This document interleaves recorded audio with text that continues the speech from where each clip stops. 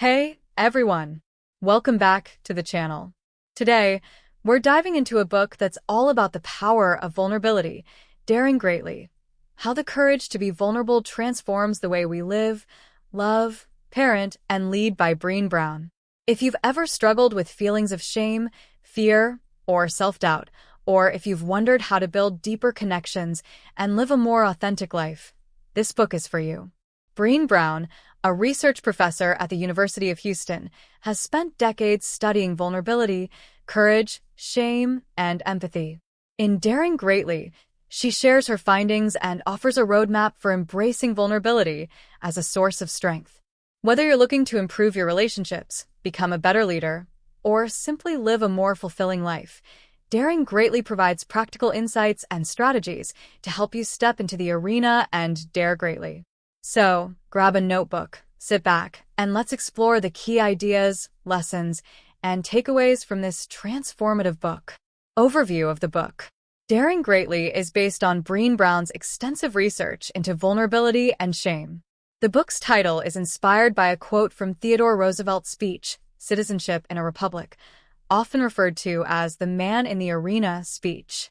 Brown argues that vulnerability, the willingness to show up, be seen, and take risks, is the birthplace of innovation, creativity, and connection. The book is divided into several sections, each focusing on a different aspect of vulnerability. 1. Understanding vulnerability. Brown defines vulnerability and explains why it's essential for living a wholehearted life. 2. The myths of vulnerability. She debunks common misconceptions about vulnerability, such as the idea that it's a sign of weakness. 3. Shame and empathy. Brown explores the role of shame in our lives and how empathy can help us overcome it. 4. Vulnerability in relationships. She discusses how vulnerability strengthens relationships and builds trust. 5. Vulnerability in parenting. Brown offers insights into how parents can model vulnerability and raise resilient, empathetic children. 6. Vulnerability in leadership. She explains how leaders can create cultures of trust and innovation by embracing vulnerability. Through a combination of research, personal stories, and practical advice, Brown provides a comprehensive guide to understanding and embracing vulnerability. Key themes and lessons. Let's break down the core lessons and themes from Daring Greatly.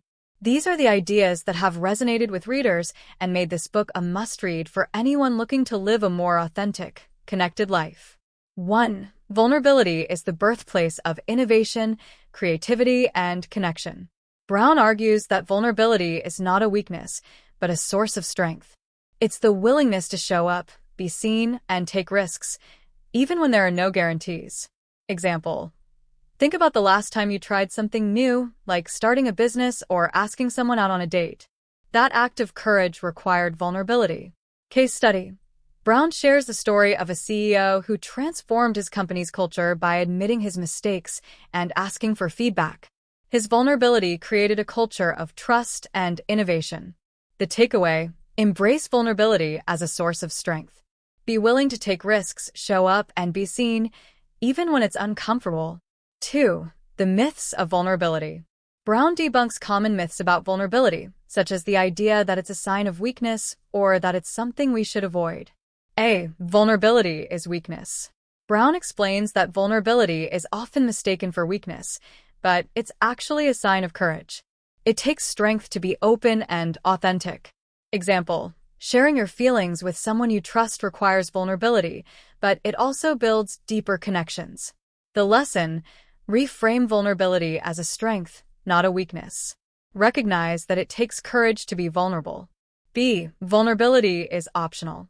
Brown argues that vulnerability is not optional. It's a fundamental part of being human. We can't avoid it, but we can choose how we respond to it. Example: even if you try to avoid vulnerability by staying in your comfort zone, you'll still experience it in moments of uncertainty or change. The takeaway: accept vulnerability as a natural part of life. Instead of avoiding it, learn to embrace it. C. Vulnerability is oversharing. Brown clarifies that vulnerability is not the same as oversharing. It's about being authentic and sharing appropriately with people who have earned your trust. Example: Posting your deepest fears on social media is not vulnerability, it's oversharing. Vulnerability is about sharing with people who have earned the right to hear your story. The lesson: be intentional about how and with whom you share your vulnerability. Focus on building trust and connection. 3. Shame and empathy. Brown explores the role of shame in our lives and how empathy can help us overcome it. Shame is the fear of disconnection, the belief that we're not good enough.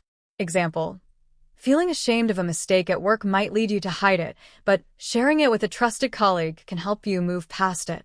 Case study: Brown shares the story of a woman who overcame shame by practicing self-compassion and seeking support from empathetic friends. The takeaway: recognize shame for what it is, a fear of disconnection. Practice self-compassion and seek empathy from others to overcome it. 4. Vulnerability in relationships. Brown explains that vulnerability is the foundation of strong, healthy relationships. It's the willingness to be open, honest, and authentic with others.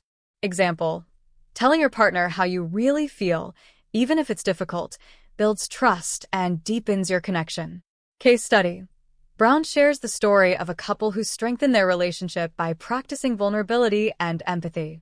By being open and honest with each other, they built a deeper, more meaningful connection. The lesson: be vulnerable in your relationships. Share your true thoughts and feelings and create a safe space for others to do the same. 5. Vulnerability in parenting. Brown offers insights into how parents can model vulnerability and raise resilient, empathetic children. She argues that parenting is one of the most vulnerable experiences we can have. Example: admitting to your child that you made a mistake teaches them that it's okay to be imperfect. Case study: Brown shares the story of a parent who struggled with perfectionism but learned to model vulnerability for her children. By being open about her struggles, she created a more authentic and supportive family environment. The takeaway: model vulnerability for your children. Show them that it's okay to make mistakes and be imperfect. 6. Vulnerability in leadership. Brown explains how leaders can create cultures of trust and innovation by embracing vulnerability. She argues that leaders who are willing to be vulnerable inspire trust and loyalty in their teams. Example: a leader who admits they don't have all the answers but is willing to listen and learn creates a culture of collaboration and innovation. Case study: Brown shares the story of a CEO who transformed his company's culture by practicing vulnerability. By admitting his mistakes and asking for feedback, he created a culture of trust and openness. The lesson: embrace vulnerability as a leader. Be willing to admit your mistakes, ask for feedback, and create a culture of trust and innovation. Actionable takeaways. Now that we've covered the key lessons, let's talk about how you can apply these principles in your own life. Here are some actionable steps inspired by Daring Greatly. 1. Embrace vulnerability. Recognize vulnerability as a source of strength. Be willing to take risks, show up, and be seen, even when it's uncomfortable. 2. Debunk the myths. Reframe vulnerability as a strength, not a weakness. Accept it as a natural part of life and be intentional about how you share it. 3. Practice self-compassion. Recognize shame for what it is and practice self-compassion. Seek empathy from others to overcome shame.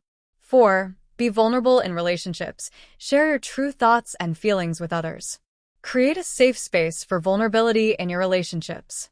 5. Model vulnerability for your children. Show your children that it's okay to be imperfect. Model vulnerability and resilience in your parenting. 6. Lead with vulnerability. As a leader, be willing to admit your mistakes and ask for feedback. Create a culture of trust and innovation by embracing vulnerability.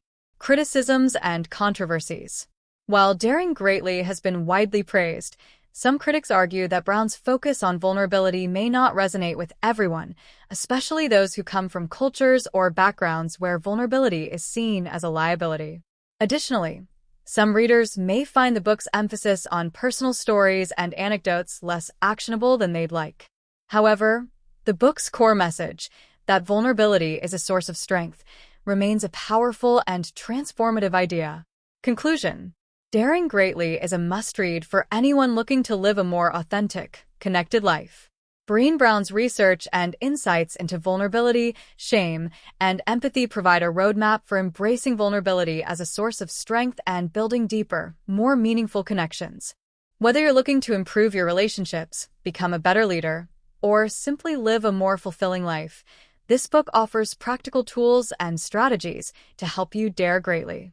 If you found this summary helpful, don't forget to give this video a thumbs up and subscribe to the channel for more book summaries and personal growth tips.